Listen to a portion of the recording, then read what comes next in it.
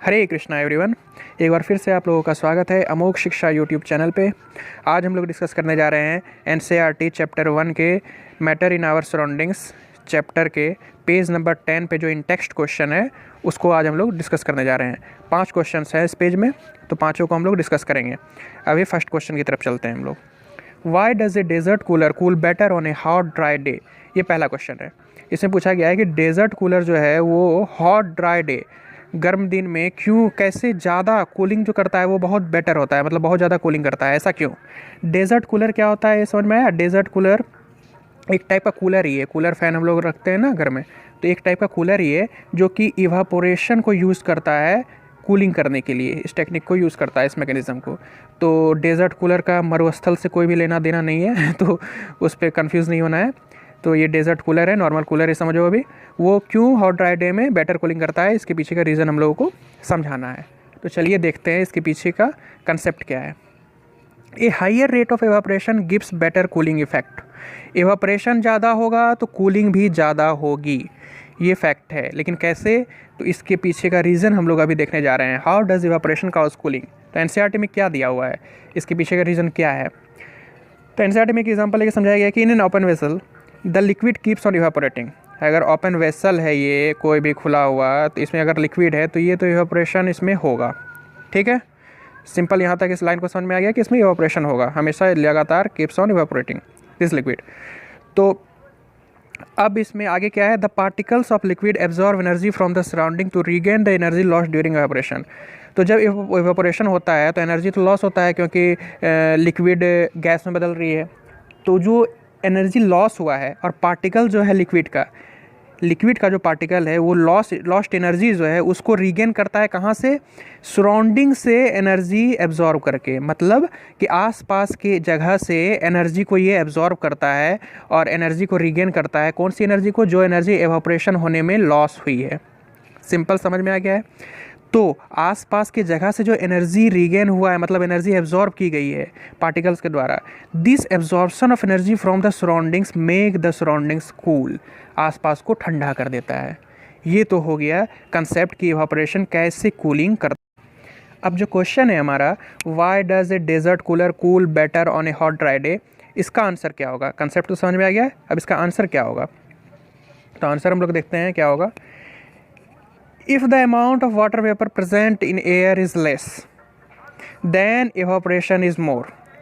अगर water vapour जो है, amount of water vapour present in air, humidity जो है अगर लेस होगा, कम होगा, मतलब गर्मी का मौसम होगा, मॉइस्चर कम होगा, तो एवापोरेशन ज़्यादा होगा। सिंपल सी बात है। On a hot dry day the amount of water vapour present is less. गर्मी के दिन में कहाँ मॉइस्चर आता है एटमॉस्फेयर में, मतलब गर्मी ही रहती है। In a desert cooler the water inside it is made to evaporate. ऐसा डेजर्ट कूलर को बनाया जाता है कि उसके अंदर का जो वाटर है वो इवापोरेशन करे। This lead to absorption of energy from surrounding. Evaporation का भी मैकेनिज्म हम लोग समझ गए थे कि सराउंडिंग से एनर्जी रिगेन करता है पार्टिकल्स, तो उससे सराउंडिंग कूल हो जाता है, thereby cooling the surroundings. Thus, water present inside the desert cooler evaporates, thereby cooling the surroundings more. That is why a desert cooler cools better on hot dry day. समझ में आ गया? How does the water kept in an earthen pot मटका become cool during summer? Summer में जो मटके में हम लोग पानी रखते हैं वो ठंडा कैसे रहता है? मिट्टी का रहता है ना मटका, गांव सब में मिलेगा या शहर में भी मिलता है। तो उसमें पानी जो रखा रहता है, गर्मी दिन में यूज़ किया जाता है, तो उसमें बहुत ठंडा रहता है पानी, इसीलिए रखते हैं। तो ठंडा क्यों रहता है, कैसे रहता है ठंडा? ये क्वेश्चन में हम लोगों को पूछा गया है। इसका आंसर देखते हैं। There are many extremely small pores in an earthen pot. Pot में इसमें पोर्स बहुत, मिट्टी का बनाया रहता है ना, तो पूरा तो एकदम क्या बोलते हैं उसको, पैक्ड तो पूरा रहेगा नहीं, पोर्स तो रहेंगे ही, पूरा आइसोलेट तो किया हुआ रहेगा नहीं। तो पोर्स जो रहते हैं उसके through this pores the water kept inside the pot keeps on evaporating. Evaporation उसके द्वारा होते रहता है, स्मॉल पोर्स के द्वारा अर्थन पॉट में। This makes the water inside the pot cool. In this way the water kept in an earthen pot become cool during summer. क्योंकि evaporation होता है तो इवापोरेशन कूलिंग करता है, सराउंडिंग के एरिया को ठंडा कर देता है। इसके कारण जो पानी है उसमें वो भी ठंडा ही रहता है। ये इसका सिंपल सा लॉजिक एंड आंसर है। तो इसका जितने भी क्वेश्चन हैं इस पेज में लगभग सबका जो कंसेप्ट है वो इवापोरेशन के ऊपर ही बेस्ड है, तो इसीलिए सब में इवापोरेशन अभी आएगा। नेक्स्ट क्वेश्चन देखते हैं। Why does our palm feel cold when we put some acetone और परफ्यूम और पेट्रोल ऑन इट। अच्छा, कभी कोई ये किया है? पेट्रोल का तो नहीं, परफ्यूम तो सबके घर में होगा। तो अगर हाथ में लियो या कहीं पे स्किन में लग जाए तो बहुत ठंडा रहता है, ठंडा लगता है। तो ऐसा क्यों होता है? एसीटोन, पेट्रोल, परफ्यूम कुछ भी है, ये सब बहुत ठंडा फील करता है। स्प्रीट होता है वो सब भी, नेल पॉलिश में भी रहता है वो, तो वो सब बहुत ज़्यादा ठंडा क्यों, अगर स्किन में लग जाएगा तो ठंडा क्यों फील करता है, क्यों फील कराता है, ये पूछा गया है क्वेश्चन में। तो इसका आंसर देखते हैं हम लोग। Compounds like acetone, petrol, perfume are volatile in nature. Volatile in nature मतलब कि एयर के कांटेक्ट में आते ही वो एवापोरेट जल्दी हो जाएगा, इसका मतलब होता है वोलाटाइल। तो ये सब जो है, एसीटोन हो गया, पेट्रोल हो गया, परफ्यूम हो गया, ये सब वोलाटाइल नेचर के होते हैं।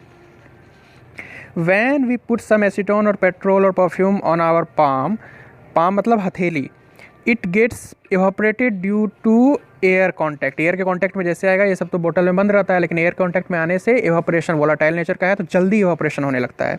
During evaporation particles of the liquid absorb energy from the surface of the palm making the surface cool. Palm के सरफेस से या आसपास के सराउंडिंग से एनर्जी लेती है वो, क्योंकि एवापोरेशन में जो एनर्जी लूज हुई है उसको रीगेन करने के लिए, जिसके कारण से उसका सरफेस कूल कर देती है वो।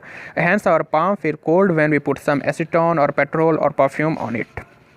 समझ में आ गया इतना तक? बिल्कुल सिंपल सा है, सबके पीछे एवापोरेशन ही है, लेकिन कैसे लिखना है आंसर को वो यहाँ पे बताया गया है।